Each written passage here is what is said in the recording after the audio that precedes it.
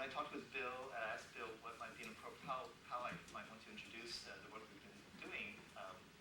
Me, Chris, Laura, and some other artists in the network. And Bill suggested that I go through basically a survey of different kinds of work that we've done. That's one thing I will try to do tonight. I also talked with Chris, and we thought there might be an opportunity to introduce some of the themes, some of the questions that are motivating, desires and questions motivating the work that we've done over the past now, 7 years or so, something like that. So I have to try to satisfy both of these desires, okay, tonight. So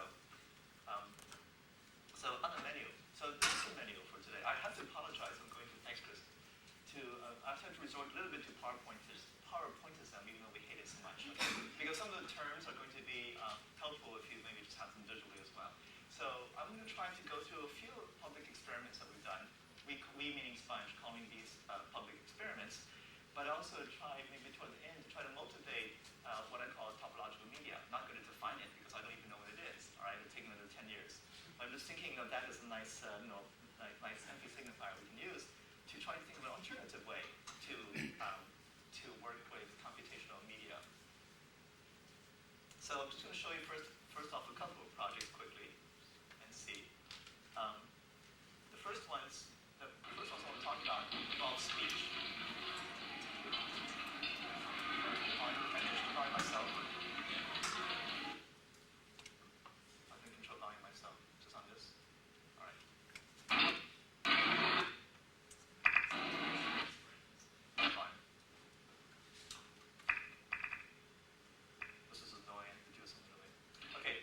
The idea for the Hubbub project is following. There are a lot of public spaces in the United States that are just public only in name. So they're simulations of public spaces, right? Especially in Atlanta, there are very few real public spaces. But imagine the following.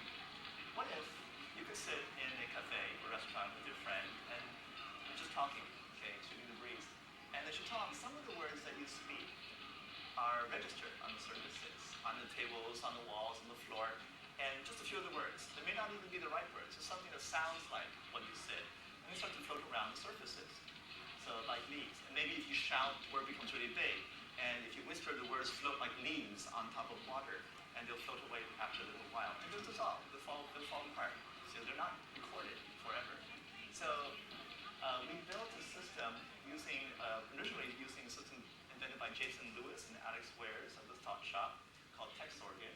And we're able to now actually make this possible, to walk around into the world, into an urban environment, and we can install a couple of speech-sensitive surfaces. The point of this is to see what happens if we put errorful speech recognition systems into the public domain and see if that might actually help enliven the public space, to make the place a little bit more playful. Because if you see words disappear, it may be that you're tempted to just drop a few more words into the circulation, to the current. For example, you might see something very interesting in that corner table, and you want to actually send a few words down to him or her. And of course, you might say one thing, but what appears might be something else. A risk you have to take, right? You say cog, it comes out dog. You say beautiful, it comes out ugly. It won't like that. So the words will flow downstream. But you see, this decouples also responsibility in a sense. You see, because you can say, well, that's not what I said. I meant something else. It allows the people to be a little bit playful with the speech. All the system allows to do is to give speech a little bit of the fixity of text and give text a little bit of the prosody of speech. So what we did was run out of memory. Was to go to San Francisco to do a couple of first experiments. And I'll show you what happened there. We took steel metal cloth and projected onto steel metal cloth at night. And this is what we did. This is work with Anna Maria Corpi, who is an architect-artist from Finland, Germany, and then at that point living in California. So we just went out with some portable equipment. Actually, that summer, I think James Xu, who was here, was helping us do the installation as well. So we took the text organ system and went there and just did some projection tests.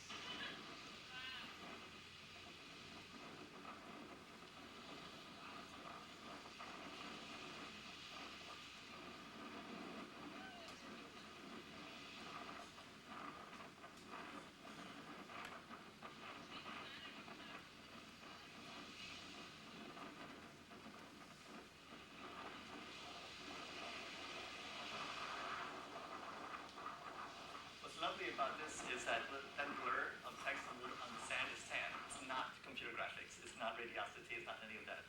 And this is a theme that we're doing also with sponge projects. That is, why not leverage the physical world? You know, if we want to do motion blur, use real particles of sand. And if we want to actually blow the words around, hold the microphone up to the wind and use the sound of the wind to drive the deformation of the text. Okay, so we then did some installations in the San Francisco Exploratorium. For lack of time, I'll skip it. I just wanted to give you a few seconds of this to indicate that I would like to deploy these speech-sensitive surfaces in many, many different kinds of, let's say, urban or pseudo-urban environments. Each one will be very much tuned to the specific social dynamics of the space. To give some credit to the people who are working on these different projects, we did installations in test installations in San Francisco, Brussels, and Atlanta. And so if you have detailed questions, you can ask James about it. James should about that. Here's more recent work. More on the speech. Speech recognition is full of errors, but our approach takes advantage of this feature of the technology. Since the words that come out may not match what you say, and in any case dissolve away after some time, a hubbub installation is not a surveillance, but a playful system. I am crazy.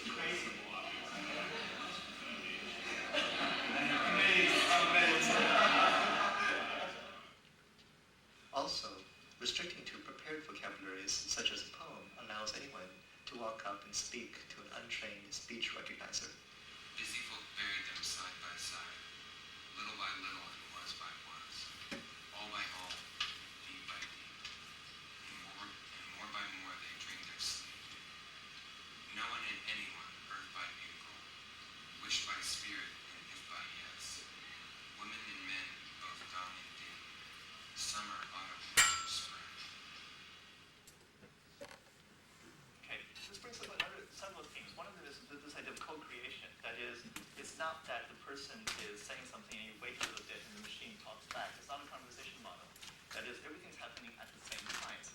I will use this again, very much as if you raise your hand and a shadow appears at the same time that I lift my hand. So everything happens together concurrently, right? So in that sense, I would like to think of this kind of text lives as something like a shadow, but it's formed shadow. I think that's enough combo. Sauna is another work that Chris and Laura primarily were involved with San Francisco, and I came out to help them with. I'll just show you two versions of Sauna.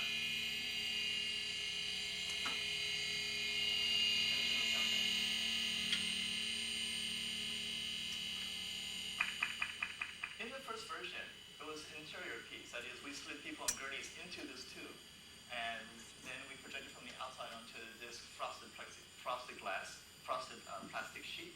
And it was kind of an immersion experiment. The idea is to see if we could actually heat phenomenologically the environment around the body of a person, looking from the inside now, so that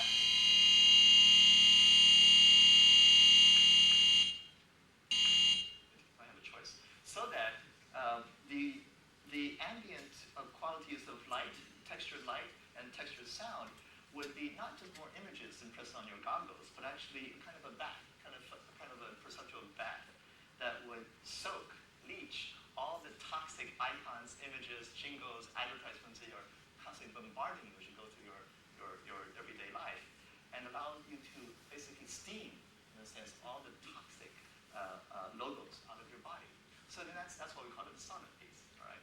So this first work was done in an electronic music festival, and Chris was one of the program people for that festival.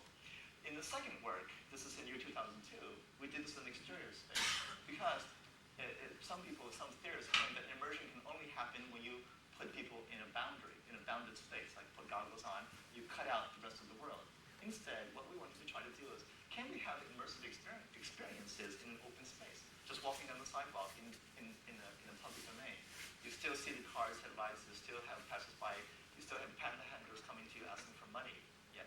And yet, can we have such a steam environment which would somehow cleanse in some way, steam out all those kind of toxic icons which are designed into perception of the environment. So that was the second experiment. At least I can get the video to run.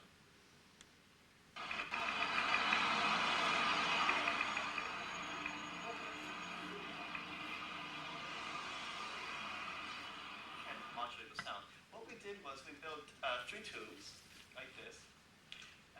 And as you walk through underneath the tubes, underneath these tubes, you're going through 3 zones, acoustic zones. And Chris is working with acoustics. You can ask Chris about that part of the project. But also going underneath this intense strobing light. So the idea was to actually go in and out through these different perceptual densities of space. Okay, so they're not projecting images; they're just projecting textures of light and textures of sound. And the sound was for the sound. Chris did all sorts of processing of the ambient sound environment and putting it back in. Everything was also parameterized by the activity on the sidewalk. Okay, the optical activity on the sidewalk. So this experiment was, I think, actually less successful in terms of immersion, but taught us a lot about how to begin to deploy some of these responsive media technologies out into open space, uncontrolled space. Some credits. Now we come to Tea Garden. The Tea Garden project was really, well, what was the dream? The dream was, originally, the idea is that if you walk around in any kind of space, passing other people, I always wear black. I should always wear some patterns on it. The idea is if you have patterns on your body and you pass by another body, the pattern on your body will bleed off to the body of the person you pass by. So if I have a salamander on my skin, I wave my arm next to somebody else's arm, maybe the salamander will crawl from my arm to her arm, etc. Okay. So this idea of this kind of exchange of tattoos, I mean, it's a theme that has occurred to other people as well. Was one of the original dreams. Another part of this idea is that as you walk around, you leave behind you traces of yourself. It could be air currents, it could be echoes of your voice, hair. It could be threads from your body, right? Just all these kinds of material detritus that comes back in your wake. And I'm interested in seeing how people, when they pass each other, conduct these kinds of material conversations, or rather, how this matter, these pieces of matter, this flotsam and jetsam that you leave behind you, how these intermingle with one another and create a kind of material conversation, even without your knowing. Okay, so that's another part of the dream of the Tea Garden space. We wanted to be able to explore how people can play in such a space, gesturally, without appealing to language, so we don't really have people necessarily using Spanish or Japanese or English to tell each other what to do or to say how they feel to one another. And we're interested in this kind of material conversation. Why do we call it Tea Garden?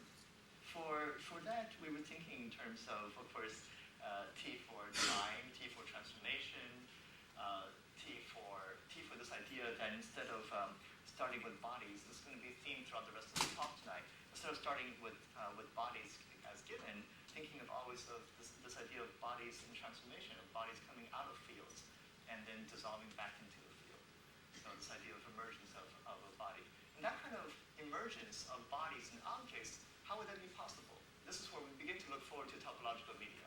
It will be made possible in this way from the view of the world as a plenum, as a density. So the way I think of the world is not as objects in void, in vacuum, this idea of atoms in space, right, with nothing in between, and then poor ego and poor other, and this is vacuum between me and other, this infinite gap between me and you, which has to be bridged by what? By eros, by language, who knows? By techne, what is it? Okay, there's all these conundrums that come up, which has been very hard to solve. Instead, what if we start with a Spinozan view of the world, or a pre-Socratic view of the world, or in fact, Taoist view of the world, which thinks of the world, the universe, as a plenum, as a thickness, in which a thickness which would have infinitely many nuancings or modalities, from which many bodies could form and dissolve. I have to restart this. These are the kind of thinkings that we had in mind. This is the kind of idea we had in mind when we went to build the Tea Garden system, Tea Garden environments. And let me show you some videos from 3 years ago of the Tea Garden spaces.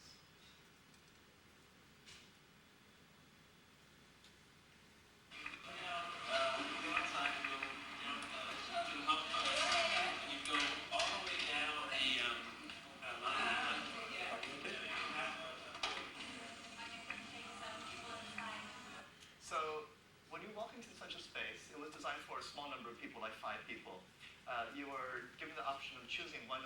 6 fantastical costumes.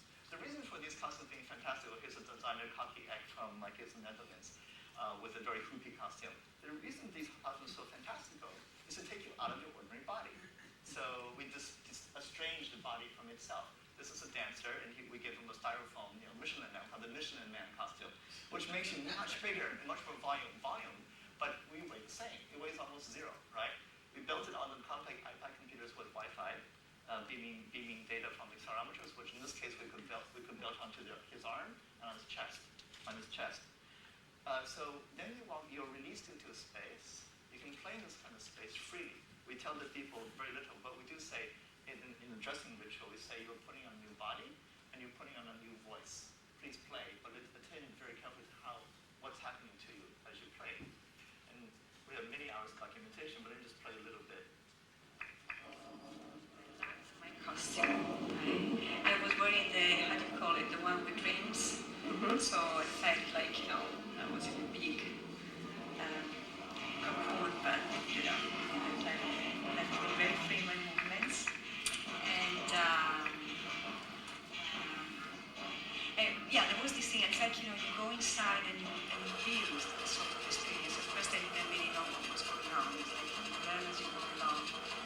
And I think Gabriel what he was trying to say is that he didn't know who was producing the sounds that he was hearing. And I did the Chinese movement like 5 times with the ball, and Gert at the end said, "No, get away." I really like the boss, but I wonder whether they do not, whether they stand in the way of people finding out what they're actually doing. I wonder.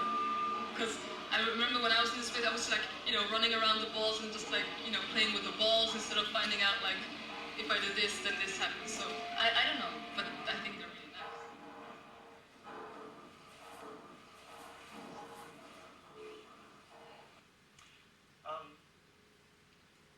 There are many things to note about these kinds of spaces. One of them is that nothing's recorded, in the sense that we're not playing pre-recorded video, we're not playing pre-recorded sound. Well, we do use some sound samples as starting textures. Joel Ryan from Stein was working with Chris on the musical instruments or the software that was in Superglider. In terms of the Wi-Fi stuff, the computers that we put on these things, they were running 802.11 cards, PCM-CIA cards, and they were basically beaming data out. It's only from accelerometers, and the data rate was something like 30 kilohertz, 30 samples a second, pretty low.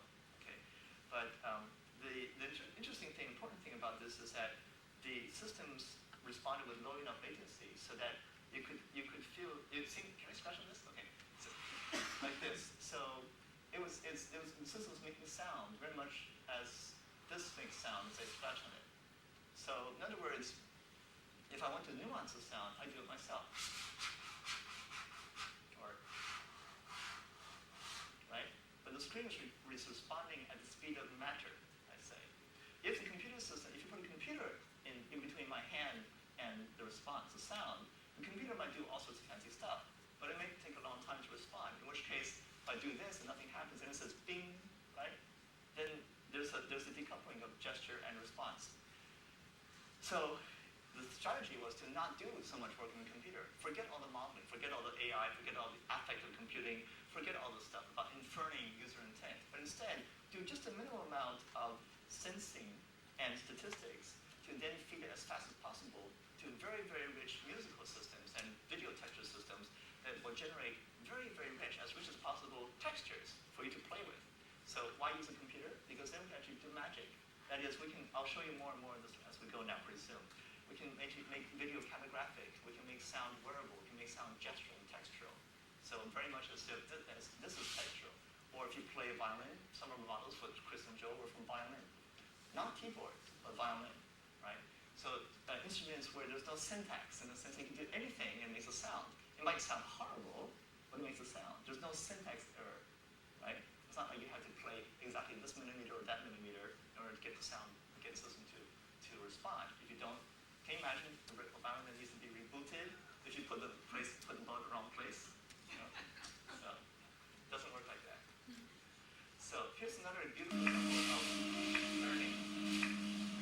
Okay, since there's so much volume, I have to say it and then because it's very quick. In this case, Ana Maria is dancing, and she's going to hear two kinds. Actually, I should just have you come up on stage and talk about this part. The room has a kind of a constant thermals. It also, so the room has its own sound. It's going like this. But every body, every person in this room also has an instrument of sorts, a soft piece of software that follows the body's motions. And at some point, you're going to hear a chirp kind of sound appearing. That kind of chirp appears because of accumulated energy. It's like a cascade model that begins to kick in because she's moving and building up enough energy.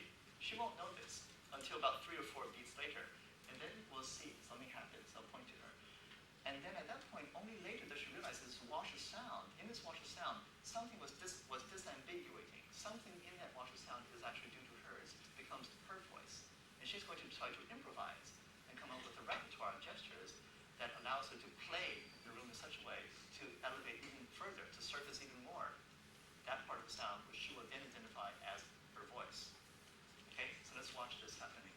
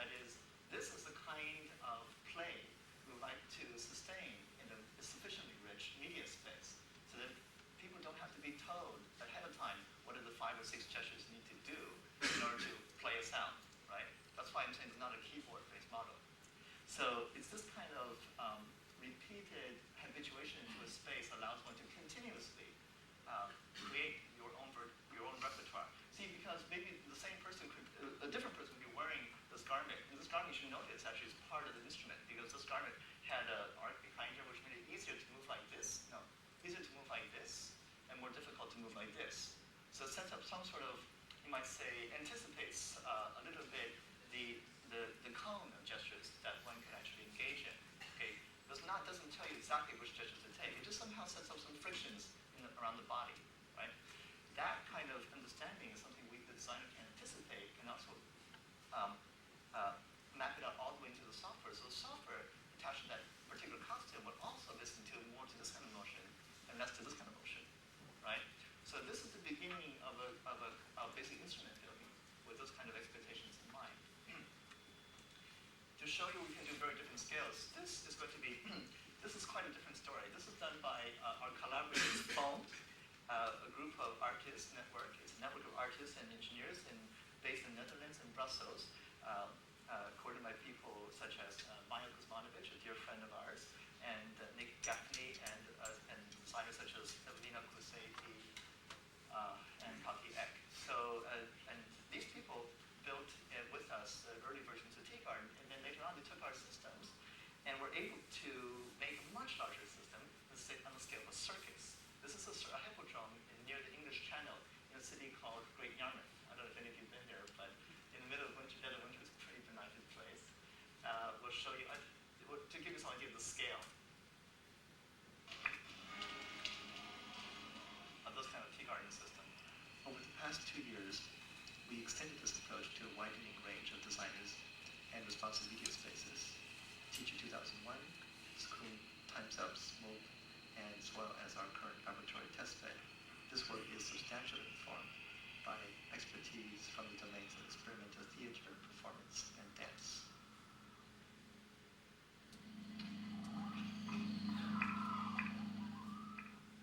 So in this case, we had, the people had sensors and wireless contacts in the bungee cords. So people were lifted into the air by acrobats. This is an acrobat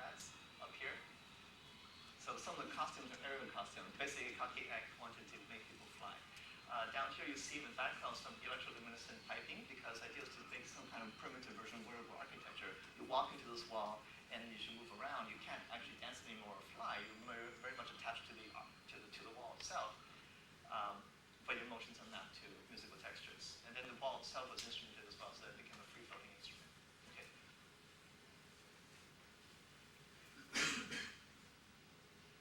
The idea for all of these, okay, is that we're trying to do experiments on how people can play together in a fixed space. This is very much unlike the way that laboratory work is done in science. In science, what you do is you actually abstract away most of the variables, right? You hold everything else constant, you only vary temperature, right? Or you only vary blood pressure, something like this. That's how you do science, and that's how you do research. That's how you generate knowledge. The approach that I would like to take, and now I'm speaking more maybe to people in, let's say, colleagues in scientific domains, the approach that I'm proposing, the reason why it's fun, for example, is that we're doing experiments, is that we're trying to learn something that we can actually then use to design some other kind of environment, not just a one-shot piece of knowledge that's only bound to making one piece of art. Okay? So, but it is also very much attuned to real experience, real life experience. So it's an experiment. But we like to do it in a dense environment, a living space. We like to do it in a thick way, the way that Clifford Gerson uses thickness. But where anthropologists uses the notion of thick only to apply to description, we would like to use thick to apply to living systems, to be able to play in a thick space, to have a media space which is thick, to have a thick experience. Okay? So some of the questions would be improvisation, and also how can we actually play in such a space without appealing explicitly to language. By language, I mean something that involves grammatical structures. So it could also mean, let's say, a visual environment, where unfortunately, though, the icons themselves satisfy some sort of grammatical relation. Okay, so I'm using language in a more general way. Why? I'm thinking of these kinds of technologies as technologies that are for different kinds of subjectification. How many of you have read Guattari's Cosmosis? I mean, that's a requirement for the lecture, no? Okay. So I do recommend that. This has to do with this idea of object formation. Okay. See, for example, when I walk into a room, there's a lot of, well, when you walk into a room, there's a big hubbub of sound, there's like a cocktail party, many people, many voices are around you, and before you speak, you're not really a person yet, you're just ears. You hear all this wash of sound around you. But the moment you say, hi, then you become you. You become a linguistic subject. You become an ego. So, hi, my name is, or just say, hi. So, it's in that sense that there's a prior to the formation of ego. When we walk into a space, it's a bath. So, just this is part of the general theme, the emergence of objects from a plenum. Yes? So, of course, a lot more to that. You're also desiring subject. It could be an erotic subject. You could have the subject also. You can be a calculating subject, right? But the question is, can technologies help us in the process of becoming a subject? Not just saying, I'm such a subject, this is my age, weight, rank, serial number, and then you have a database that tells you, okay, I can do this for you. Instead, I say, I will become. And can I have technologies that help us become a subject, and then even unbecome a subject, you see, and then we become another subject, or we become subjects related. So it's that kind of play that I would like to afford, allow, sustain with the technologies that we're building. So this has a lot to do with the notion of felt meaning instead of a cognitive approach to looking at systems. And this begins to point to why I would like to use this notion of topology. Okay, tonight we're not going to go through and say, work out everything as I said before, but my claim is going to be if we use this kind of what I will call now and in the future topological approaches to media, it may allow us to think about, for example, notions like agency. Who's causing what to happen, but in a diffuse way, in a distributed way, in a much more robust way. And starting with the assumption that, there are 5 robots in the room, and there are 5 humans in the room, and you have, therefore, 5 times 5 ways of these things, these entities responding to one another. Okay? But instead, think of it as more like a field way, or distributed way, or plenum way. This also has implications for how to deal with gesture and how to deal with sound and image. Speaking of that, who wants to get in? Okay. Topological Media Lab. So, is there one right here? Okay.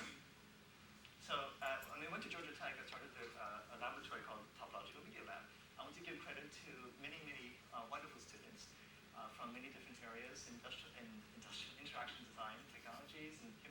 interaction, computer science, architecture, industrial design, etc. So here are some of the people.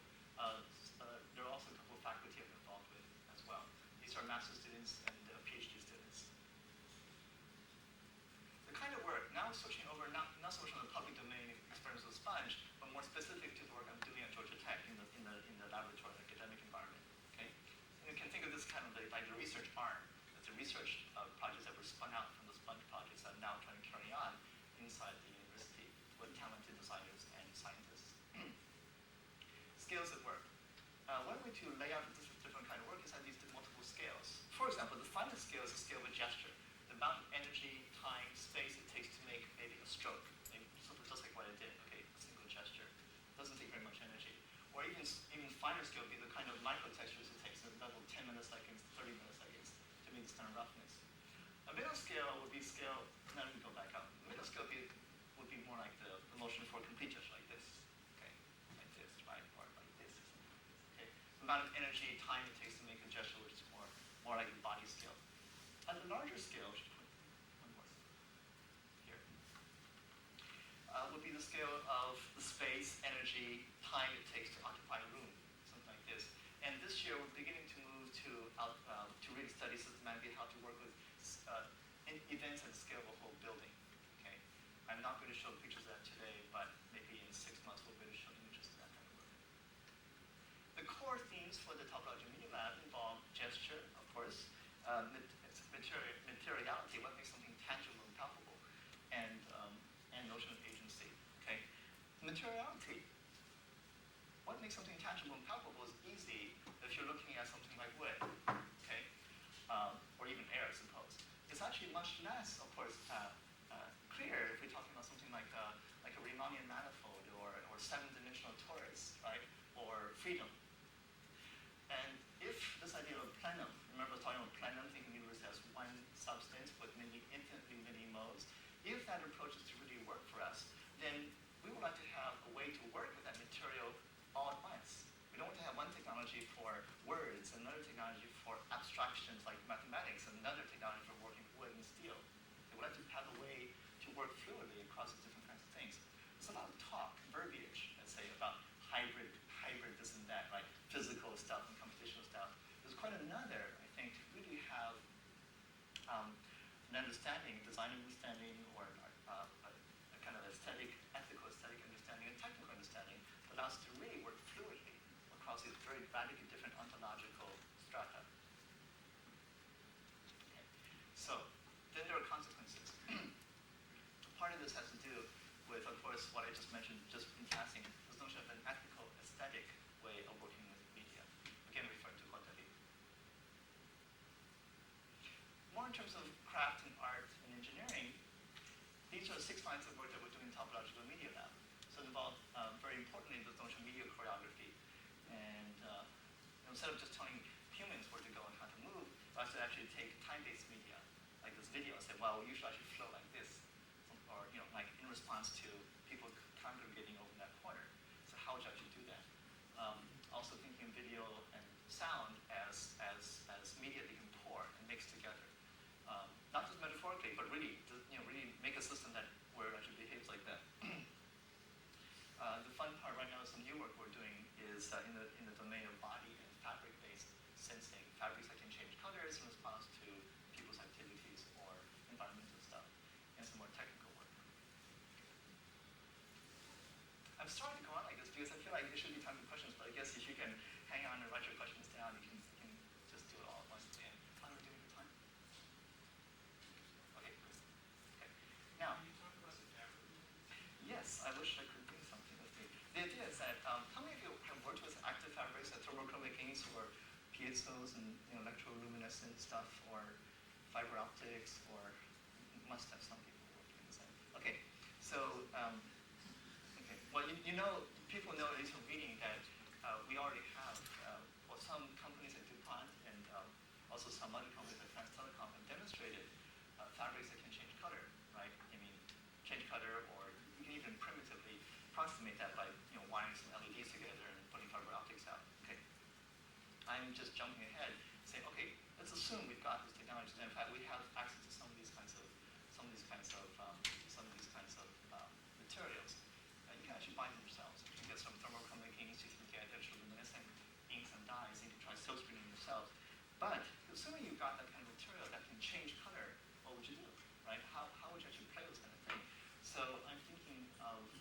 using that, I'll say that later on, as a kind of a tissue rather than as surfaces. And we'll say what that means.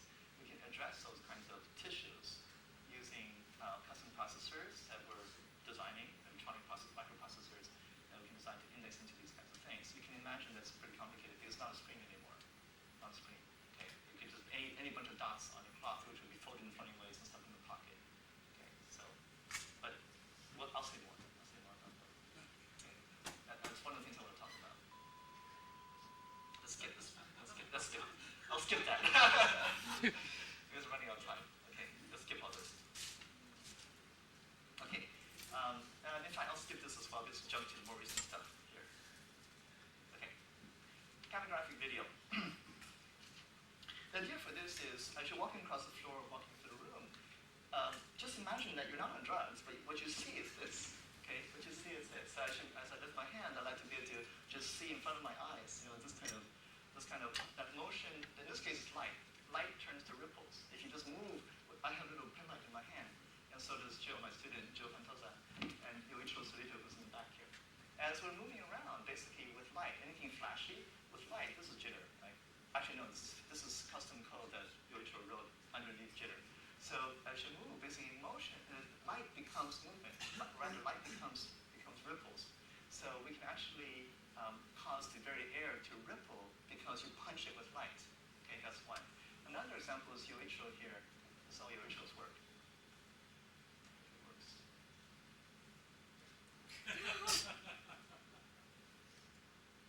Motion becomes dust. Dust becomes fire.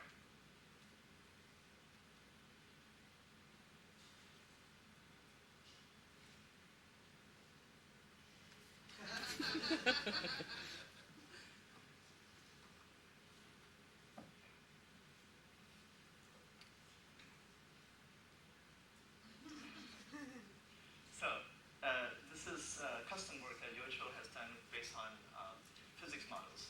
Okay, so in other words, underneath this, there's a lot of modeling of the bits. Okay, jitter gives us a framework. This is jitter. How many of you jitter? Jitter? Some of you? Great, fantastic. Fabulous. This is great. I'm not paid by Section 74 for asking the question. Okay, so based on that framework, what we've done is basically imported a bunch of physics so that we can actually treat video as a physical medium. So you can treat video like dust, we can treat video like fluids, we can treat video like fire. So we can model these things. We can model combustion, model fluid flow, well, not yet, we can model wave mechanics, we can model heat, for example. So we can take video and heat it in some way. That's the easiest one. Okay. So and we can take light and we can take light intensity and treat light as heat. You see. So this is part of this idea that we can take video itself and treat it not as an object in a frame, but as a medium that we can just pour on bodies. Okay.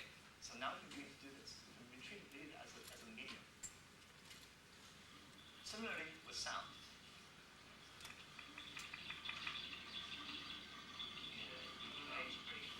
This is border work, right?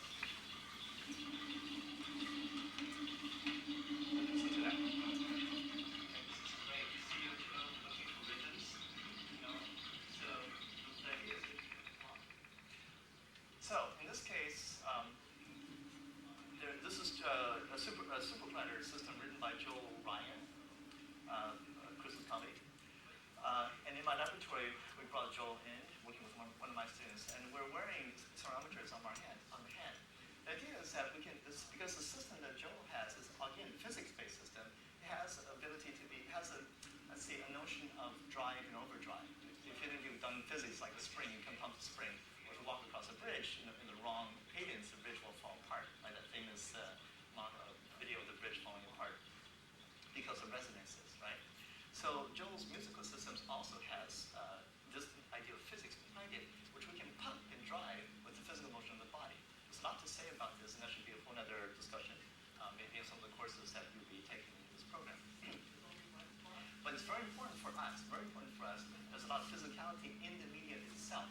So many things are going on in this case. For example, under the floor, there's a gravity model. So every body, every fleshy body in the room is treated as a gravitating source.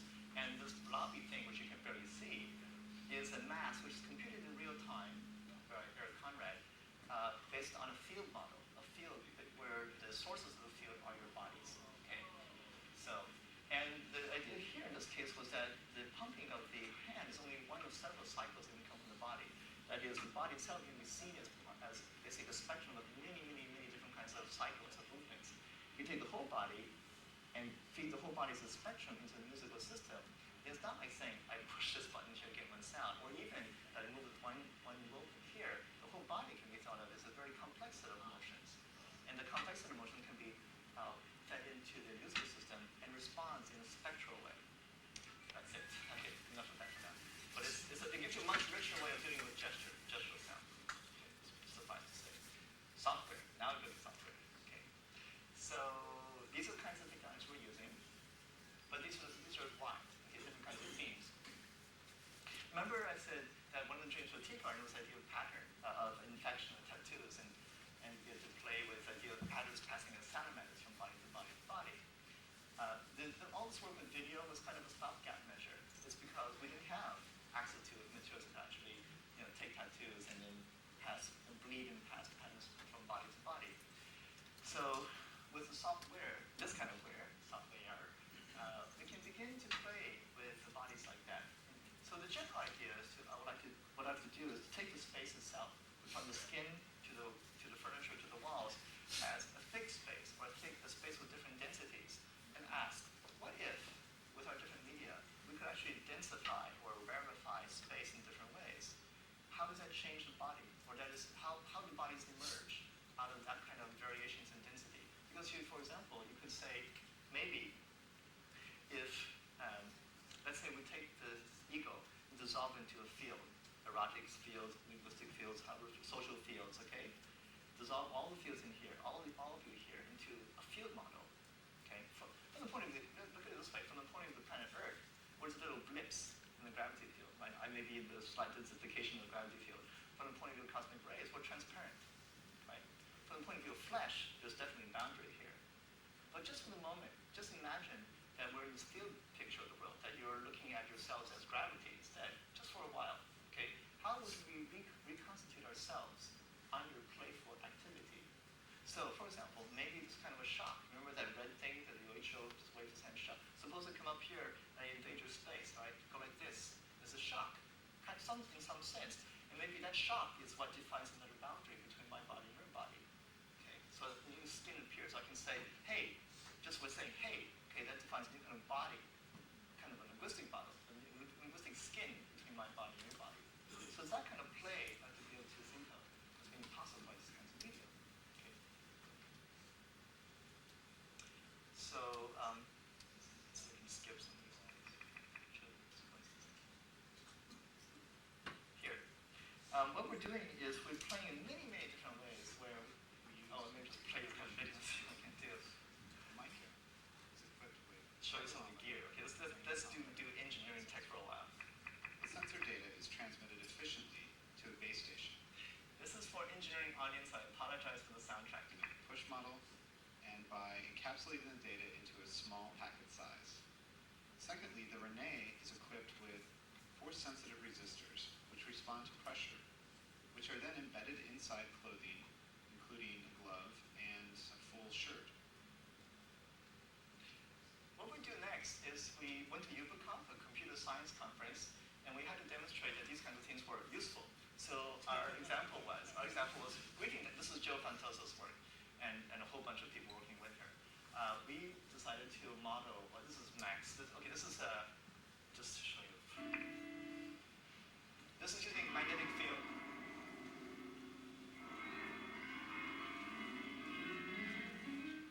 We created a and photocells, incident light, accelerometers, etc. Okay, these are the chips that can read all sorts of analog data as well. What we did was we went there and said, well, what happens when you actually greet each other? What are the dynamics of approach, greeting, and disengagement?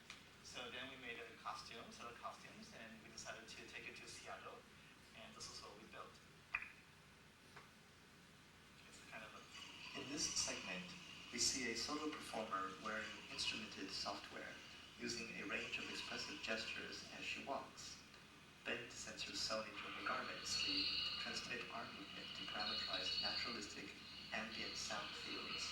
Mercury switches and potential geometries lighter LEDs based on her movement. We take as inspiration for ubiquitous technology the ancient and highly sophisticated crafts of clothing and textile design. We build wearables that are first and foremost comfortable and aesthetically plausible as clothing and jewelry. Instead of starting with devices, we start with social practices of body ornamentation and corporeal play, solo, parallel, or collective play.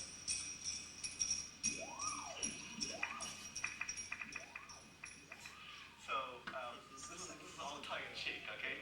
So what we did was we took a funny list with, she has sorts of, Jo has all sorts of primitive sensing in her shirt. But this one is beaming information. And then the interesting point about this is the first time she's going to, Jo takes it out. Next time Jo takes it out, the first time she has to come to a rest, the sound will stop. Okay?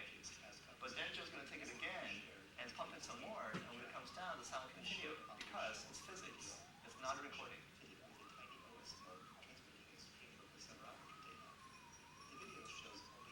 Okay? Very simple. So clear that even engineers can understand it, right? That this is not recording. So because the idea is that you can nuance it now because it's physics. It's physics, okay? So you can play with it the way that you would maybe draw calligraphically with ink. So then you can actually nuance it and you can play. So we had lots of fun, basically, somebody can see us here. We had lots of fun lampooning the Ubicom community, which is, this is recorded. Lampooning the Ubicom community for its fixation on devices like cell phones and PDAs and this thing here. So we're just playing with this. Okay. So, but the more serious point was that I wanted the Ubicom community to respond, say, well, what is ubiquitous computing? Ubiquitous computing, can you say it, is not based on devices, as Mark Weiss was mentioning. It's based on ubiquity. See, what would happen if computation happened everywhere, right? In the air, in the wall behind our heads, in the fabric itself. Then we begin to get interesting, because then you can see. Here it's also important that we were talking to each other. What's more interesting is the fact that our shadows are no longer shadows. Our shadows on the wall were waves. We're actually video waves. We're actually modified jitter, actually. Okay? So that movement, using frame differencing, movement becomes wave, or if that movement becomes excitation becomes wave becomes video. Okay? So this kind of metaphorical transfer is now possible. It's easy. And in fact, now when we turn the sound back on, you're going to hear on the vertical line that we can take video back to sound. In particular, we show our real-time, time-based video and sound instruments, which can be parameterized by gestures tracked by IR or visible light cameras, or accelerometer, photocell, magnetometer, and pressure bend sensors on our customized phones. The technical interest here is the projection of gesturally modulated real-time lattice computation into physical space. We use projections as a way to rapidly prototype design paradigms and engineering systems that will be useful when image-bearing and sensor-laden computational fabrics become feasible. What we're doing is just going to sampling the video on this vertical line and take that as a spectrum we feed to an FFT with the noise as a source, and we use that as a filter. We just put out basically colored sound. Okay. What's very nice about this is very quickly we can take physical movements like this kind of ripples and then create fairly rich sounds from it. For example, you had shooting stars passing through. You had basically this particle system, for example, with shooting stars falling down. We would hear basically a chord, one note for every trail, every comet trail. And if the comets were going up, we would hear the chord increasing in frequency, for example. Okay. So now this is the last phase of my talk. Okay. Underneath all this is very playful and it's very simple and everything. The serious question here is, the serious point behind all this work is we're beginning to move into not so much explicit narrative or explicit objects or explicit just complete materials. We're making the cloth, which we give to people who want to make a jacket. Okay? So we're doing material science. That's really what it is.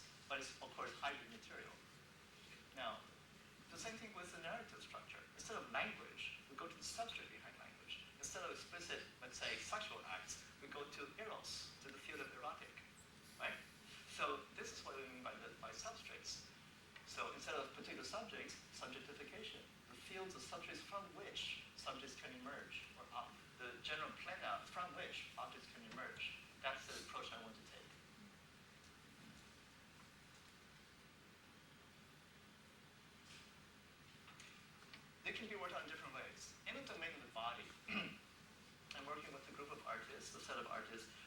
example, some of the film artists, Maya Kuzmanovic, Nina Kuseiti, Christina Anderson, who's associated with Stein at the moment, Nicola Feldman-Kirsten in Canada, Joy Brzozowska in Concordia, Montreal, and I, and also Letitia Tsunami, who's a musician working with Ladies Club in San Francisco.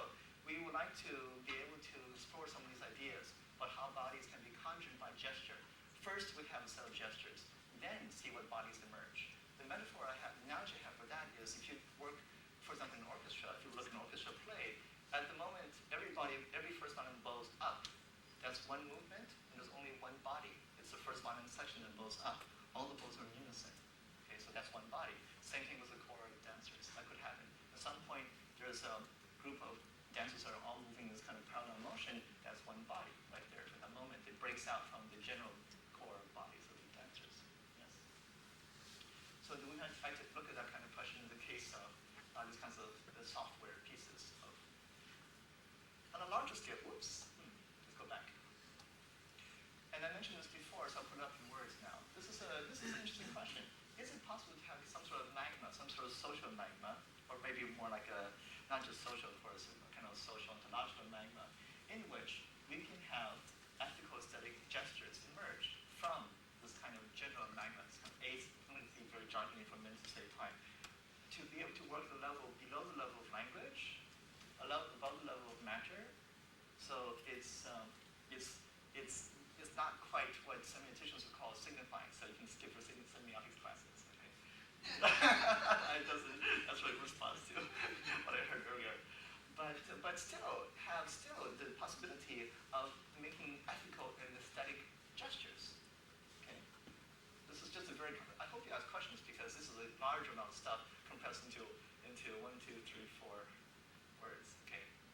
Another way the subject can work out is in the domain of performance, which goes back to earlier work with Teagarden and Sponge, which is, instead of doing explicit piece of theater, explicit lines you have to deliver by explicit actors and roles like this, we could ask, this is something that Chris and Laura presented to me as a challenge. How can we make, this is one of the originating questions for Sponge that Chris and Laura challenged me with, okay? How can collections of people get together and construct an experience which is as powerful as the experience of watching in its day a performance of a work, let's say, by Bertolt Brecht, or Pina Bausch, or Bob Wilson, okay? Or more recent work, look at Dumtype, for example. Some of you have seen maybe a Dumtype video recently.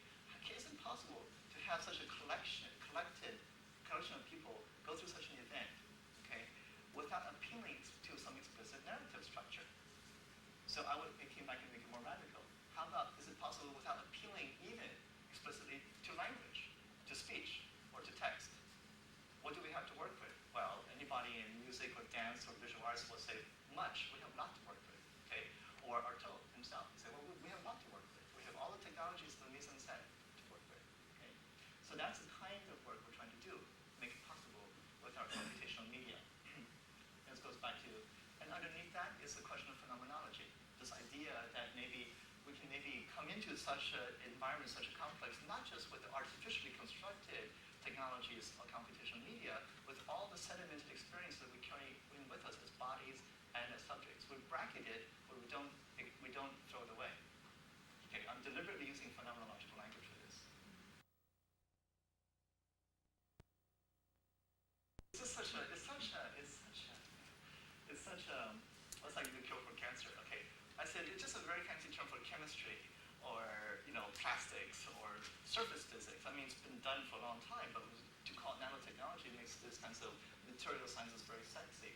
So, and there's all this talk about nanotech bodies and nanotech houses, and I thought of Deleuze and Guattari in this chapter on, I guess, smooth and striated, maybe. There's a very beautiful description of felt. Have you read this section in the Thousand Plateaus? Okay, great. Remember, okay, this is a section where it talks about like the striated type of work is basically like warp and woof, and there's an analogy between warp and woof and these kinds of structures with state power, to be very, very brief. Okay, but felt is a random medium. Felt is basically all these fibers you press together, and it's incredibly strong. It's insulating, strong, and it has all these interesting properties. And that was the metaphor for pneumatic science, for example, against state power. what would be very interesting is instead of starting with a priori structures of a priori schema of a priori objects, why not think about felt? So thinking of Brunner's novel, see, is it possible, that maybe we can reverse all sorts of arrows of agency and dreaming and think, can felt dream of electric sheep? So, I thank you for your attention.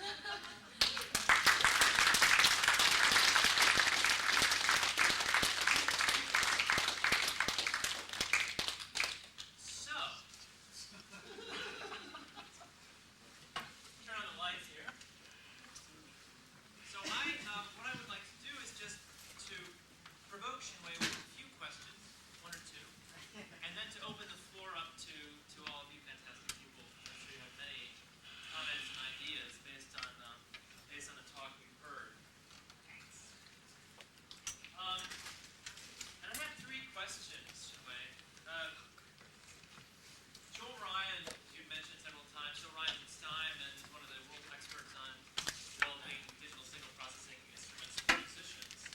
And we've worked together for now, all of us, quite some time. And Joel has a very interesting comment in a fantastic article he wrote called Effort and Expression. He talks about the idea of computers removing effort. Okay, so we have this myth of computers actually making work effortless, right? And he says actually that's a completely false thing, because if you think about the history of musical instruments, okay, if you think about how musical instruments work, there's a lot of effort involved. The minute you start to learn how to try to play the piano, garbage comes out, right? It takes you years and years to develop the kind of virtuosity that you're discussing. So Joel has a comment that says the physicality of the performance interface gives definition to the software modeling process itself. Okay, now that's the first idea. Just keep that in mind. So the idea that the interface, you've seen a lot of interfaces, gesture interfaces, sensor-based interfaces, that gives definition to what kind of software is actually going to be constructed. Now in your talk, there's a very clear understanding that we're operating at the level of matter. Okay? So matter is visible, it's tactile, it exists around us, right? But you also talk about, so it's phenomenal in the sense of phenomenology, right? It's felt. Now, the question is, then you talked about ubiquitous computing. Okay? So this is the second part of my question. So ubiquitous computing is the idea that the computing will disappear. Okay, and actually Mark Weiser said the most profound technologies are those that actually disappear into the fabric of the everyday world. So the disappearance of the interface seems to not be what we're talking about, what you're talking about. The question is then, and the third concept is you talk about the idea of getting rid of objects, right, of fields. So the question is, how do you see this kind of computation, which most of us think about computation as code, right? That we sit there and laboriously write in syntax on the screen. But you're thinking about computation in a very different sense. How do you see computation actually woven into the very fabric of the matter of the world? That's my first question. So I think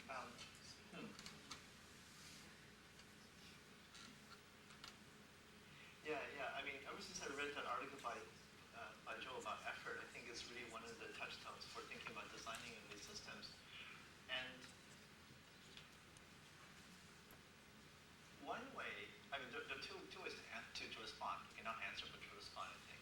One is to stay within software. Okay, I mean code, and just look at technology. I'm not so sure that's going to work, but let's just say this. It's possible to, some people do this too, it's possible to stay within a domain, okay, and talk about friction and resistance. I've done that myself, to think about friction and resistance. What would it mean to have software resist or have software provide friction? So one way to do that is in terms of time. I mean, clearly one way to do this in terms of time and temporality of response. So we notice, for example, that, I should play a video, should we do it? We notice, for example, if we have a system that we can drive it by moving like this, and the music will speed up or slow down, scrub, we can scrub through the sound, okay, like this. If there's some sort of, you can build in resistance so that maybe the sound is a bit sluggish, basically depends on how fast you respond to your movement, then you notice that people, when they play, they'll automatically slow down. They will actually slow down. Or they might speed up. I mean, in order to sort of match the natural latencies of the system itself. So So there are certain ways to play with time. So this kind of, Rebecca mentions here, we talked about this the other night, about this possibility of thinking about syncopation, or syncopated time. Okay, which brings all these issues. I think the best source of intuition for that will be from music, from musical performance. Another strategy, though, now that I'm thinking about it, which is better, because it goes with sponge ideas, I think, is don't just resort to tone software at all. Because the whole point was to stick to the musical history. There was a turn about, I would say, 10 years ago, maybe 5 years ago, in experimental performance in musical circles, away from purely non-touch interfaces, like the radio baton, the Max Matthews radio baton, and the lightning from Don Bokla, where basically just wave it hangs in thin air, to interfaces which has some touch to it. In fact, so for example, Don Bokla, to mention Don Bokla made these instruments were basically, initially just basically use IR, for example, IR sensing. But later on, he invented something called the marimba lumina, which has an actual physical surface. You actually pound it with physical mallets. Why? Because you can use then the expectations and affordances of the body, of the human performer body. It's absolutely crucial to have those something that you can actually hit against and resist. Okay. Now, why a computer? Because it actually do something magical. You can go like this, and once you get a mallets, the usual mallet sounds of the lumina, we can get voices. You can make this thing shriek, which will go across things. You can actually nuance this, you can actually nuance the pitch and do pitch bending that you can't do in a physical mallet. So I think that's the strategy we should take, maybe in terms of effort. But we need some effort. We do need some sort of resistance. And it's also, I don't know if you said something about it. For instance, the Project Tea Garden, we made a very specific choice to use acceleration sensors because we were looking at the force of bodies. We weren't trying to get the most accurate data. It gives you actually fairly coarse data. But those sensors give you the force of a moving body. So you get already a physical relationship in the data, which you wouldn't get from a camera. Absolutely crucial. The second question, and then I'll turn it over to everybody, is you've seen clearly a relationship between cultural production, right? Projects that operate in the art and design and the digital media art world context. And then you've seen the work in the university, the research lab, the techno-scientific research lab. Clearly the scale of those things, both the time scale as well as the funding scale, need we not bring that up, is radically different. Clearly, so Sponge has received, as you said, funding from the Rockefeller Foundation to actually explore this relationship. Why? How do these things actually cross across each other, but at the same time have different strands of development?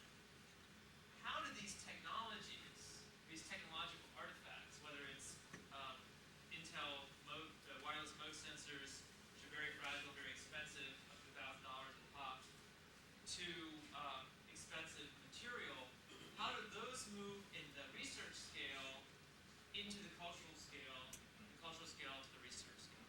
Do you understand the question? It's like, because we're talking about techno-scientific research, which is funded at an extreme level, and then we're talking about aesthetic and design practice, which is always the poor son to the humanities.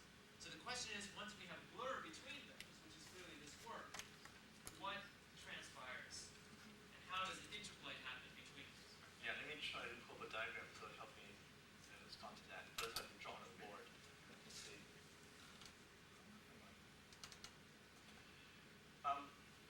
I have a picture for this, but maybe I'll just draw on the board. So that. I wasn't prepared for that one completely, but I think I have something that'll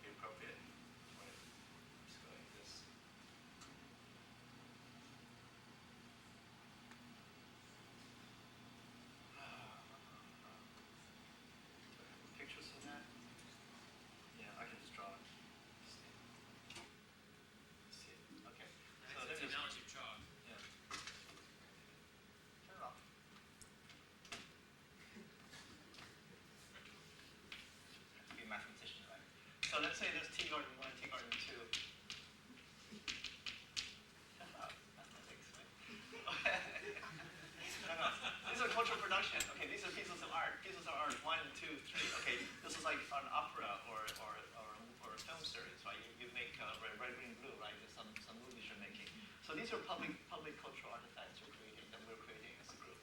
So in each case, because these are technology dependent, there are problems we can't solve. There are things we can't do with sensors, or we don't understand how, let's say, how to do a choreography mixing between video and bodies, let's say. So it generates questions. Okay, it's actually a mistake, I think, to try to solve these problems, all these problems, and put them back into the next piece. In fact, this is too expensive. This is very, very expensive. Like tracking, we had dancers moving on stage 3 years ago, 4 years ago. State of the art was such that we could not really do a lot of tracking the way we wanted to. Data Rokubi's very nervous systems that I think some of you probably, well, all of you have seen, some of you have used, it was one of the better tools that artists could use or performance people could use. But it can only track one person very well. It was not really something we could use for the kinds of things we're trying to do here, where people camouflage. So it brings up these questions, which are state of the art. Now, who could solve these problems? Research laboratories, academic or corporate labs. They have budgets maybe 100 times bigger than the cultural productionist budgets. This is like, 100K, $250,000. This is $5 million, $10 million, $20 million. Okay, the range is totally off scale. 1,000 times more money for the kind of work that can be done here than for here. So you also can spin out all these different kinds of questions, just throw them over the wall for other people to look at. So who does this? Labs. Let's say lab 1, lab 2. Okay. So then they can do this work. But who does this kind of work? Not artists necessarily, but researchers. Okay. I know there's this debate about who does what. Okay, just for now, just put this in here. You can debate about what's art and what's research. Artists. Okay. This is one picture, and then maybe they'll generate PhDs. They'll solve problems, they'll publish papers in their specialty domains. Okay. Well, very well funded with lots of money behind it, and there's a whole apparatus around that, which Robin Barger has talked about in his paper about art and science collaborations, for the record. But who's going to read this? Not the artists. They don't come back in. They're in a different discourse network. Okay. So let's draw another diagram. Another diagram is the following. The dual diagram to this is lab 1, or lab experiment 1, I should say. Lab experiment 2. Okay. And they have here, okay, in this case, this line here is basically some sort of artistic inquiry. Okay, a dialogic relation of myself to the objects I'm making outside of my body, clothing, dummies, lovers, okay? Some sort of artistic exploration. Here, the main line is some scientific question, scientific inquiry, okay? Whatever it could be, all right? So that's a dual picture to this kind of thing. It looks symmetric, but the main difference is economy, is money. There is no solution today to this asymmetry.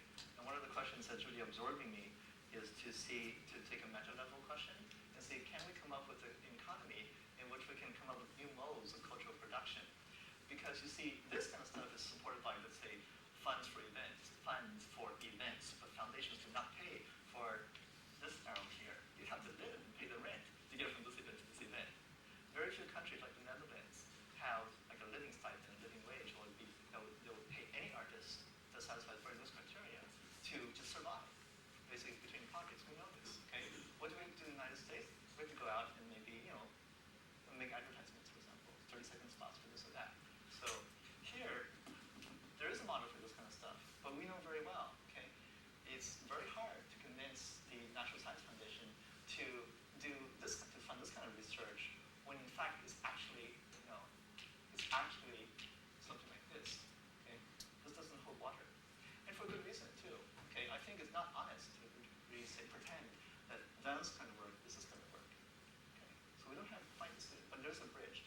And one way to do that is actually to loosely couple this kind of work. These will come out and just go into general social circulation. And just in this area is, this will come out in general circulation, some products of the work.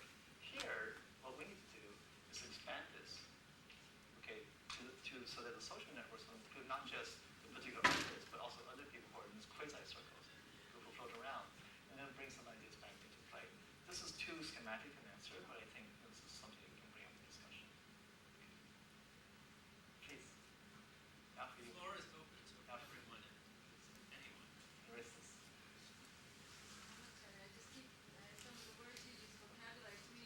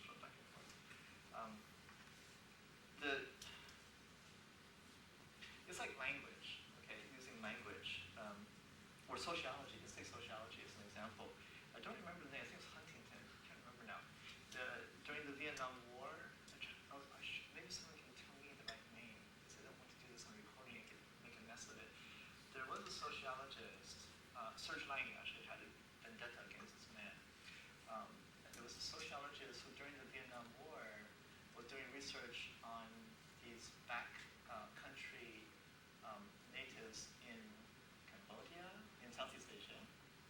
He used his knowledge to help the national CIA launch assassination campaigns against the leaders. He would tell them who are the people we need to kill in the village to basically destroy the social structures of the villages. So it's a very efficient way. None of the smart bomb stuff, that's crude. You just assassinate a few people you need to assassinate in the village to destroy the social network of the community. Okay. This man was nominated to be a member of the National Academy of Sciences later on. And a great mathematician in Serge Lang was Connie, right? Of course, he took up a nationwide campaign to keep this guy off the National Academy of Sciences. It was an unprecedented campaign. This is just an aside, okay? The point is knowledge, okay? All sorts of knowledge is double-edged, you see, because sociologists didn't have to do that. Just not didn't have to do that.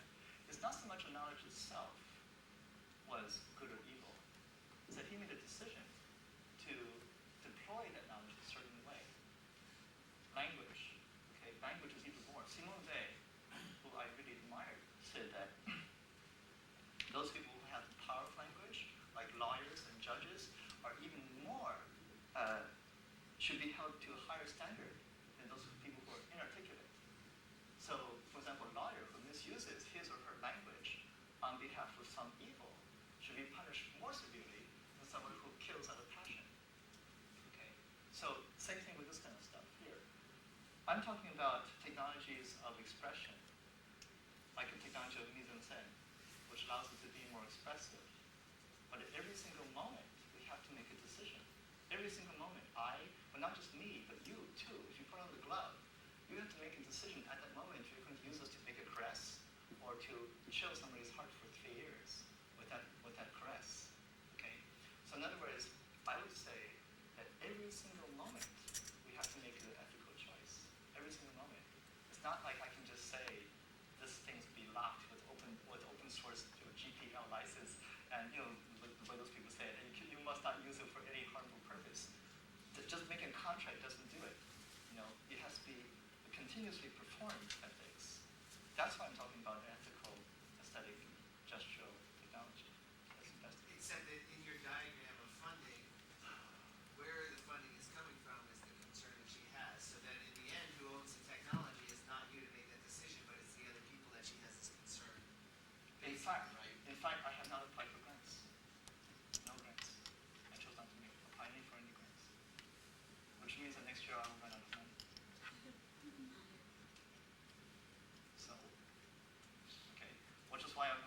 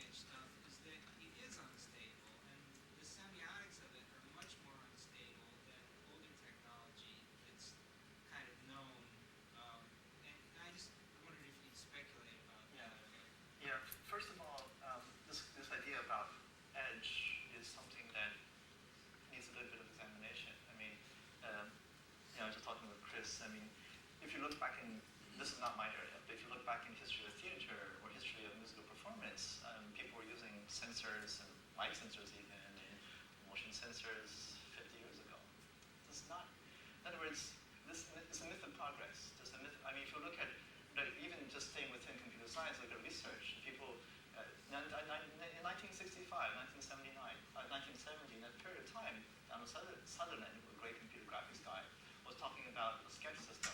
You just freely sketch on a blackboard and interpret your gestures. Or Douglas Engelbart, the inventor of the mouse, right? He was talking about video conferencing back in like 1972. Or the Thurman, take further back. Yeah, further back. Or look at the experiments of the Bauhaus, writing, etc. Look at Olivier Messiaen experiments with, Okay, so I think there's less of a progress arc than engineers and scientists or modernists like us to believe. If you read Bruno Latour's work, for example, you see very clearly that this kind of, or Foucault himself, I mean, points out this very clearly. I mean, the myth of progress and decadence is a hallmark of modernism. Okay, I'm not postmodernist, but I do think that actually has a lot of truth to it. Now, I think, however, that technology is more like poetry, or mathematics is more like poetry. You can think of it that way. That is in the sense that we all use the same words all the time. But the beautiful part of poetry, I should be a little bit embarrassed to speak about this in front of poets. I think the beauty of poetry is that, not that it obeys some sort of law of progress, but that we're using the same vocabulary, and yet we're able to say something new. Okay? So it's in that spirit I'd like to work with technologies as a material. It's the same material. It's not that it's better. It's not like it's more advanced than before. In fact, it's not. It's not. Okay? But in order to make a poetic expression, okay, poetic and poietic, that is, it's a creative gesture.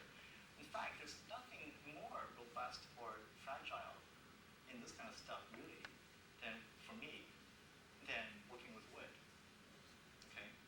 It's more a matter of expertise and experience. That is, if I take 20 years to learn how to work with wood, I would be just as good with it, more familiar, accustomed to that, and habitual with that as I would be with software. It's like that.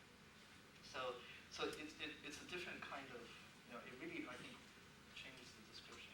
It changes the way that we would have to interpret the question. We think of it that way, let go of the modernist idea of progress.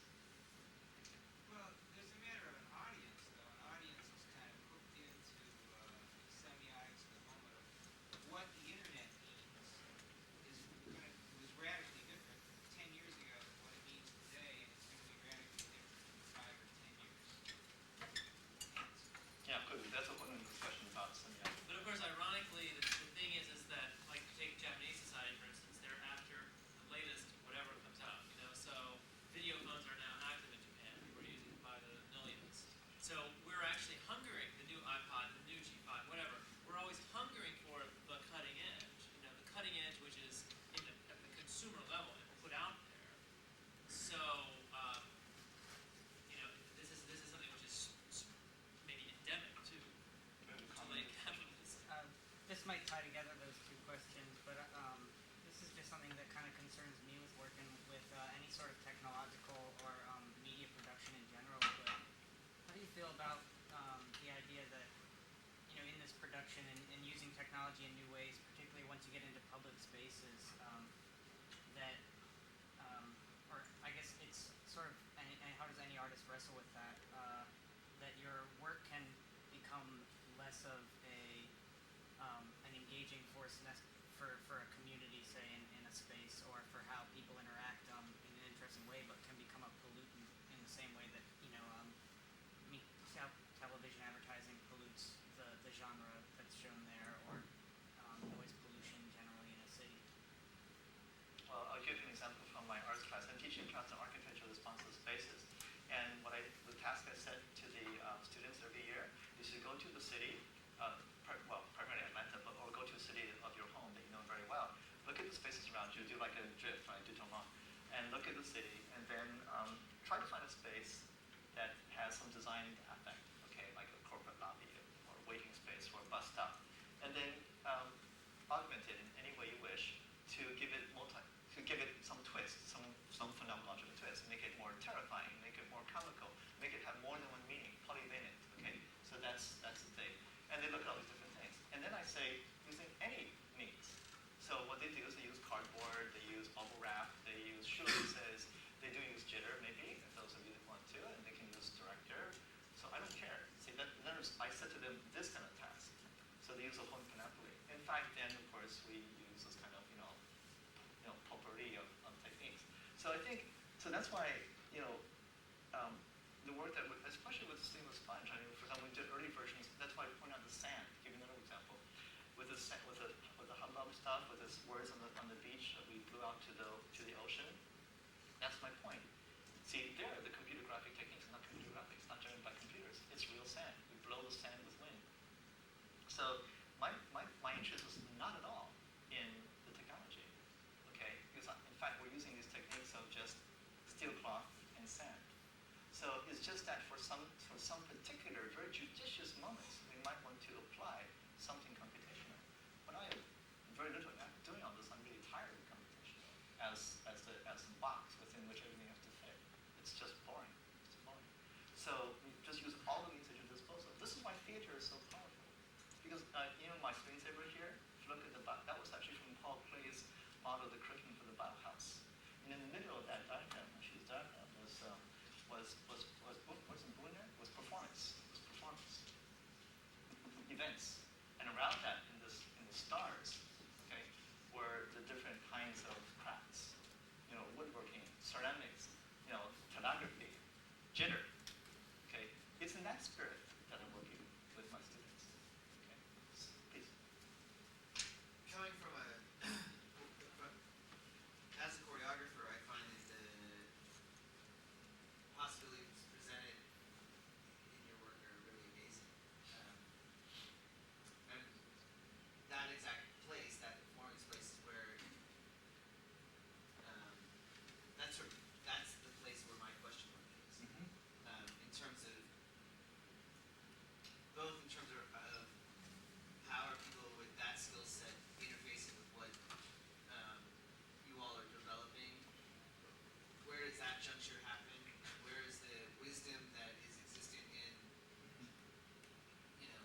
X number of years of dance and theater? Because I think that one of the things I think that is great is that you speak over and over of creating something with a sense of play. So we make this thing and then we play with it, and I think that's incredibly important.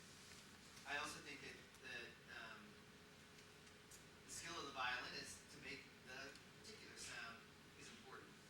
And I wonder if you could talk about that part of it. Yeah. So, Grotowski, I've been okay, so how many of you have read anything about Grotowski or by Grotowski? The Jerzy Grotowski, the director, of course, Chris. And okay, so, wow. Okay, so That's my point. there's the point. Okay, so improvisation. I want to talk about improvisation, play improvisation.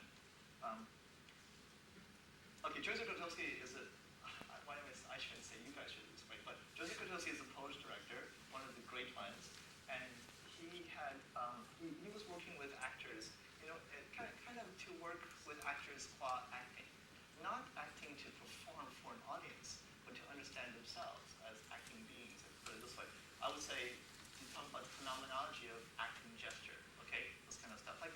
So how do you understand yourselves? I've talked with people who study with Grotowski. It was very interesting to look at their experience. And I'm thinking of the laboratory work that we're doing in that spirit. That is, we're not, how do we do this? Okay, let's just put it aside, okay? One of the questions there was, how would Grotowski approach play, or in this case, improvisation? The way that I understood it from my minimal reading was very interesting, is that he wanted people to memorize completely, down to every twitch of the muscle, a particular very disciplined form of movement, whether it's dance moves or yogic moves or shaker songs, okay, to memorize it totally so well. This is discipline. This is discipline of the violin so well that you even do it in your sleep, okay? Then you come on stage or you come in front of your peers and then you improvise over a tremendous discipline, okay? So in my case, I have people who come in with fine arts backgrounds. So some were trained in printmaking and some were some were trained in, jitter, let's say. You also have the same case with Bill Forsyth, who built With classical technique classical and dance. technique, and then being able to train dancers, working with dancers at the highest level of technique in terms of balletic technique, Yes. and then inverting that completely. Yes. So putting Yes. operations upon operations of movement, generating movement, which is unknown to even the dancer who actually is performing it. Yes. Okay. And it's a similar thing of a kind of rigor which is quite absent from a lot of the kind of examples that Yeah. float around out in the world. So, That's sort of where my question is what about this? what about the implementation of the work that you're doing in that kind of environment? Yeah. Okay, this is where it's different because we're working with people who are with me for 2 years or 4 years. That's not like, this kid. Gotowski had people working with him 6 hours a day, 10 hours a day, 7 days a week for 4 years. It's not the case here. I wish it were. But that's again the thing about cultural production is that if you look at again the history of dance companies, if you look at the history of theater companies in Europe, the Sha Xin, for instance, they rehearsed projects 1.5 to 2 years. These were companies. There's an extreme sense of rigor there. It's not just let's throw some things together and make a show. I have a barn, you have a barn, let's go make a show. I mean, this is a very, very sophisticated level of research. Right. This is what I mean by new model cultural production, which is what we're touching on. Is that we can't afford to live like that, right? Who's going to pay us? Who's going to pay my students to work with me? Because what happens is they get GRAs and they go and do stupid websites. I'm sorry. Jenny suffered this himself. You go there and do a web project for 6 months, you come back dog tired, and then I want people then I say, come and work with me like this. This takes this kind of intensity to make something really powerful. Because you have an idea, you have a concept, it takes maybe 6 months to work the concept out, and then maybe a year for every one of the members of the team to come up to speed and make something like this. That's what I'm not claiming that we can do it. I don't think we can, not in the current matrix, okay?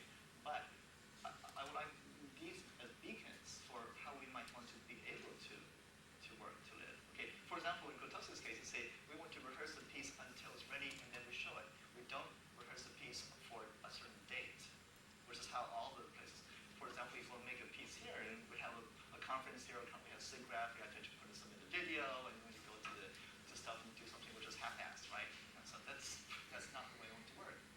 But that's why I think maybe working in this kind of context, in the context where we're a little bit outside the immediate, market, we can actually do something like that. Well, even the NEA, that's an NEA funding paradigm now. Yes, that's the funding paradigm now. Okay, which is I'm working with other people on actually who are working in economics, in the domain of economics and theories of money. So it's really far from today's talk, but I'm actually working with people to have a new concept of money and economy in order to use that kind of idea to also sustain this kind of cultural production. So that's a whole other area apart from sociology of technology. Okay, it's a whole other kind of work. So it's not an answer. I don't have an answer for you. Okay, sorry. It could be that you create the material that somebody else owns in a different way. Yeah, or You just might make a system that you play with, but somebody else may apply it. That's Like a good Forsyth point. might use it. But it's also a good point that was the third question I wanted to bring up, but I wanted to open up to the floor, which is that, for instance, Tea Garden is an interesting constellation of events. It's both a project which actually happened in real physical space. It's a name for a set of technologies. It's also a name for a set of cultural and research processes. And the thing is, those technologies have actually been passed around to different groups. So you see Chixum, for instance, phones, working with those technologies. Another group based in Linz, Austria, is working with one of the systems that was developed. So it's not only the model of sponge that not only media is passed around in these groups, but also knowledges and philosophical practice. constructs. And also knowledges and practices. Knowledges and practices. Right. And that's a very, that's one way of moving it out into the larger ecologies out there. So how many of you have heard about the open source type stuff, right? Open source, you must have all heard about open source. And I don't know, I'm curious to see what you guys think about this. I mean, would you release your work under, how do you release your work under open source license? Yes? What kind of work is this? What are you talking about? Software? Other than software, anybody doing other kind of work? What kind of work is that? I make buildings. Everybody takes whatever they like for any part of the city. Oh, what do you make? Buildings. Ha! Fascinating. You can't protect the property that way. Fascinating. We didn't talk about this. Sound. Okay, sound pieces. Okay, but it's interesting, right? I mean, it works for software.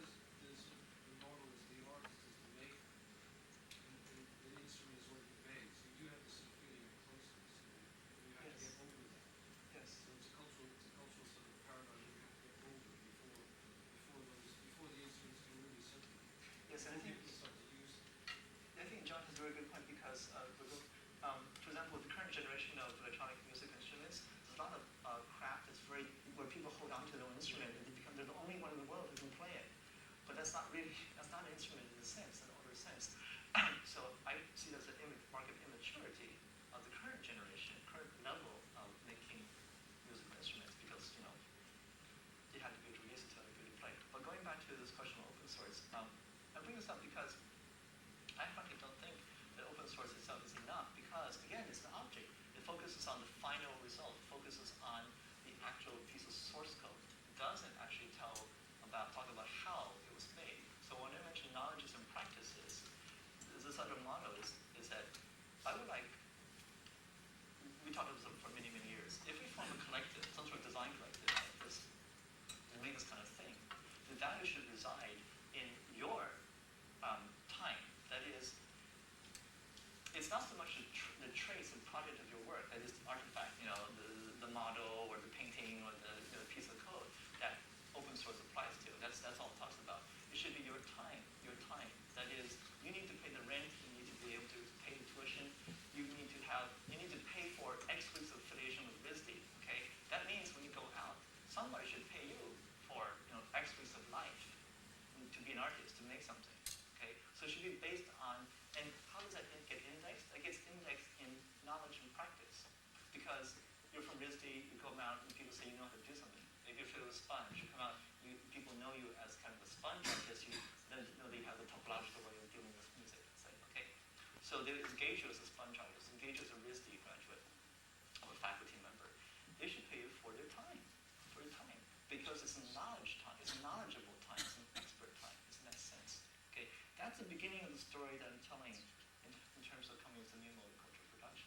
Not for the actual poem, the verse, that just flows out freely, we publish it. Publication and instrument making, that is very important, and there's a circulation mechanism for that, what I'm very much insist on with my students. And in the scholarly domain is citation, because we must, I see this, you must cite who you ripped off the code from, okay? Because that's your way of thanking the person. You're not paying them anything, but you must cite them so their reputation capital is increased.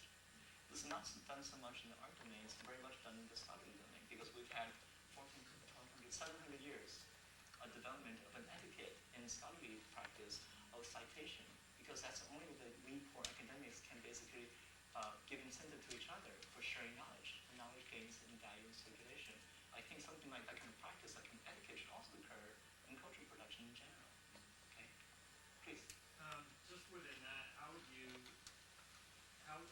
overcome the fact that a lot of professional organizations or practices depend on specialized epistemologies for their very being, their very nature, and then sharing knowledge amongst them is a threat? I'll give you a negative story. I was affiliated with interval research, which I don't know if any of you have heard about this, but interval research for 10 years, or maybe more. It was started by Paul Allen, who is one of the founders of Microsoft, and of course one of the richest men in the world. And for his toy, he started a company called Interval Research near Stanford University. Its job was to collect the most brilliant geniuses in computer science at that time, like Ben Bernard, okay, et cetera. And then bring them together in a think tank that was supposed to work like this, that they would bring in knowledge, but they would never publish outside, okay? So just accumulate knowledge. And then their job was to produce new industries, not products, but whole new industries, each of which had to be worth $100 million or more, okay, in order to be worth talking about. And I was inside this little thing near the end, and I could see basically the collapse, because nobody at Fly would want to talk to them. You go and give a talk, right? I gave a talk at Interval Research, I said, indeed, I could not talk about it. I guess they're gone, so I guess I can talk about it now, right? Maybe not. But I could not say to anybody outside what I saw inside, right? Turn it up, okay? So who would ever want to engage with this organism? So that proves to me, I mean, there are many other reasons that knowledge gains value only in circulation. And economists, even neoclassical economists, agree that knowledge is unlike coal, water, diamonds. It doesn't work by scarcity. It gains value in circulation. So the people trying to treat knowledge in that way, they fail.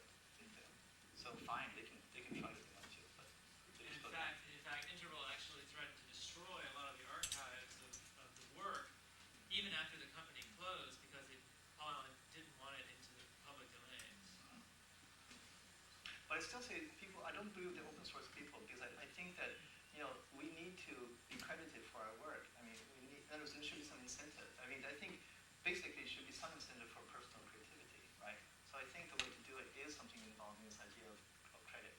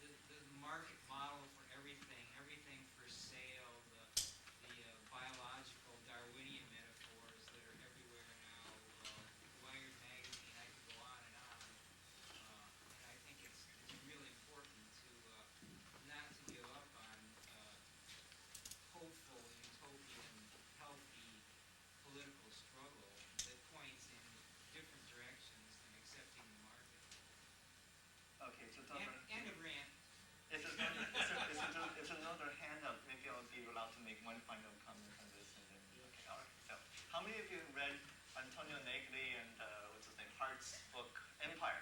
Who's read Empire? Okay, it's worth reading. It's worth reading. Empire? Okay, it's worth reading. Okay. What's the point of this book? The point of this book is this idea that Antonio Negri is still alive. He's one of the great philosophers. He was a left philosopher, you might even say a communist philosopher in Italy.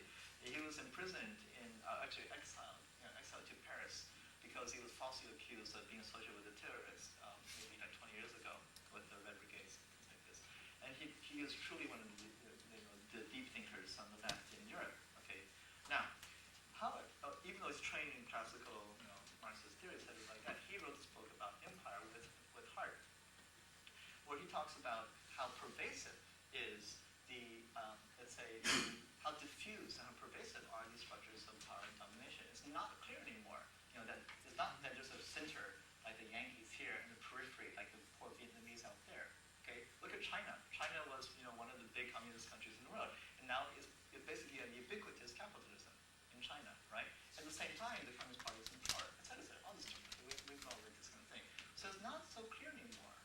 Where are the points of resistance, or where are the lines and boundaries between things like this? I'm doing it injustice. Okay, it's a very subtle book, but it's not surprising. It's not like you learn too much if you read anything else in this kind of domain. It's basically a convenient place to summarize all these arguments. Now, Baudrillard, Baudrillard in Symbolic Exchange and Death. I'm not going to ask this right now. Okay, in Symbolic Exchange and Death, Baudrillard says that only response that a subject can make to power is suicide. It's the only response to which the state cannot respond. Okay, bleak, isn't it? Bleak. Okay. No. But you see, but it's honorable. It is honorable. Okay, we might think it's big, but it is honorable. It is an honorable response. It is the one act you can make as a body against power. Okay, that it cannot respond to. I take it very seriously. Okay, take it very seriously. Now, okay, put these together. What can we do? What can we do? Right? Mass suicide. Substrates.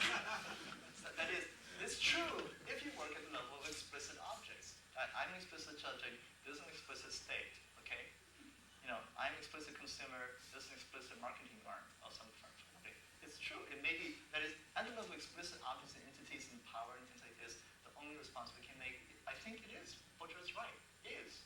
That's only unanswerable response we can make is to commit suicide, not to, John, okay, let me just, it's very important, I'll take your response. But it's not like we can, I've done a lot of this stuff with, like boycotting grapes and things like that. This is true, okay, we can do that kind of thing. Now, substrate, this is why I say substrate is so important to me, personally, because it's not that it's below, but it's imminent. It's not above or below. It's not like appealing to God or appealing to Marx or appealing to this or that, okay, that's outside our everyday world, nor is it below in the sense it's appealing to mathematics, or physics, that's below everything, foundational thing. Substrate to me is kind of an imminent part of life throughout.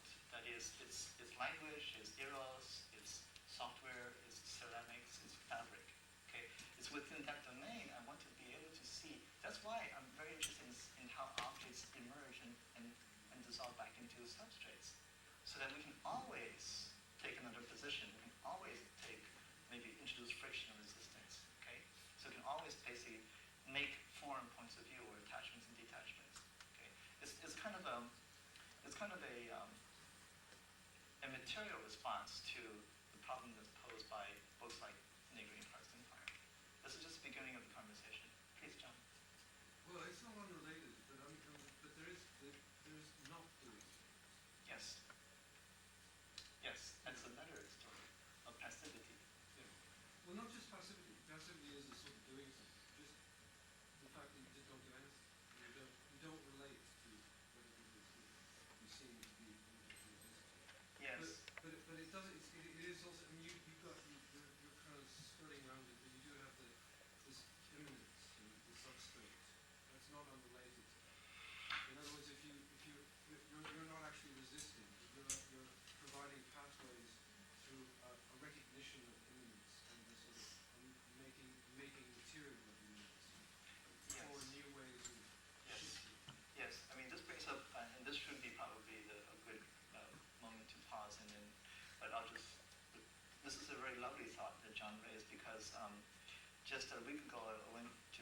my dear friends and actually inspirations, Nicholas Damides and Helga Weil, and a friend of theirs who's a philosopher named Stefano Franchi.